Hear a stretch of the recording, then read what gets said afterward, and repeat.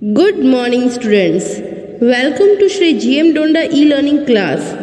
I am your English teacher Priyanka Srivastav, and today we are going to study poem number 7, Vocation, by poet Rabindranath Tagore.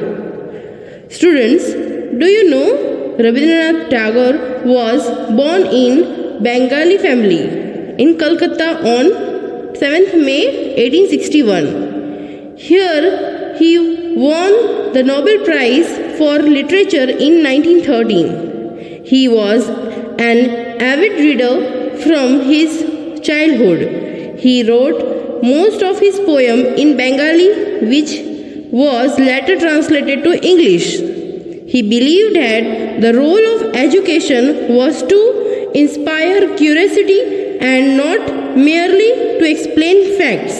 Vocation by Rabindranath Tagore is a poem where a young boy expresses his desires, wishes, and attractions. It shows the state of his innocent mind and why he gets attracted to the people around him. Students, here vocation means an occupation through which he or she can earn money. Students, here you can see from the picture you will get idea about vocation. Vocations means any occupation. This occupation is done by people to earn money. It can be a vegetable seller, fruit seller, potterer, milkman, watchman, etc. Students, in this poem, the child is attracted towards different 3 points, that is a hawker, gardener and a watchman, because he thinks that there is lot of freedom in their job. So let's read the poem and know what the small child thinks about these 3 people. Open your textbook, page number 109. When the gong sound 10 in the morning and I walk to school by our lane, every day I meet the hawker crying, crystal bangles, crystal bangles. So students, here the meaning of crystal means a jewel. Hawker means a person who travels and shouts to sell goods. Gong means an object which gives sound. So in the first stanza, the child said that when the gong sound made to declare the first part of the day or the morning part of the day, it was 10 o'clock. He said that this was also the time for him to go to school, and on his way to school he used to watch a salesman who would shout bangles to sell his bangles. Now the second stanza, there is nothing to hurry him on, there is no road he must take, no place he must go to, no time when he must come home. I wish I were a hawker, spending my day in the road, crying bangles, crystal bangles. In the second stanza, the child said that while looking at the seller, the child had a thought that the bangle seller was free. He was not in hurry to reach anywhere, unlike the child who had to reach school on time and come back home. The child, though that the bangle seller was free of any time constraints. He was free to move to any place. The child felt as if he was under strict observation and the bangle seller was enjoying happy complete freedom. Thus, he was so impressed by his freedom that he wished to be a hawker.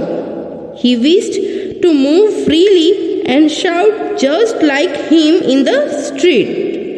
Now the next stanza. When at 4 in the afternoon I come back from the school, I can see through the gate of that house the gardener digging the ground. He does what he dislikes with his spade. He soils his clothes with dust. Nobody takes him to task. If he gets back in the sun or gets wet, I wish I were a gardener digging away at the garden with nobody to stop me from digging. Students, here digging means break up the soil from the ground. Spade means sharp edged tools if we say. In this stanza, the child, after coming back from the school at 4 in the afternoon, noticed the gardener through the gate of the house. He would peep out and notice him digging soil. Here, the child was attracted by his freedom to be in the dust and do the things of his choice with his tools. He thought that the gardener had the freedom to dirt his clothes with soil, play with his tools, stay in the sun for longer hours, get wet with sweat, or do anything, and he was not getting any punishment for all this. Whereas, if he would have been punished for all this, so completely unaware of the hardships of that worker, he was attracted to be a gardener, to do things of his choice and no one around to stop him. Now the next stanza, fourth stanza. Just as it gets dark in the evening and my mother sends me to bed, I can see through my open window the watchman walking up and down. The lane is dark and lonely, and the street lamp stands like a giant with one red eye in its head. Here the meaning of giant means an imaginary superhuman. In this stanza, the child at the night, his mother sends him to sleep in his room where he used to open the window and notice a watchman walking here and there from one side to the another. It was the dark, lonely street. He also had a lamp in his hand which looked to him like a superhuman with a red eye in its head. Now the last stanza of your poem. The watchman swings his lantern and walks with his shadow at his side and never once goes to bed in his life. I wish I were a watchman walking the street all night, chasing the shadow with my lantern. Here, students, swings means to move from one side to another. In the last stanza, the child was so attracted to his moves that he wished to be a watchman who could walk all night in the streets, running after his shadows with a lantern in the hand. So, students, this is all about your poem. Now, these are the new words of this poem. Read the new words after me.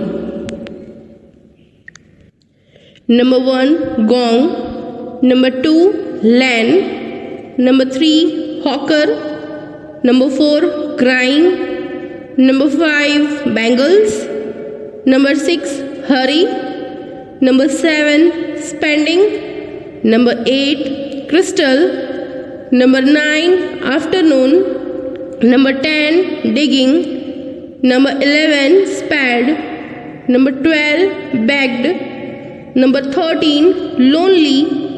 Number 14, lamp.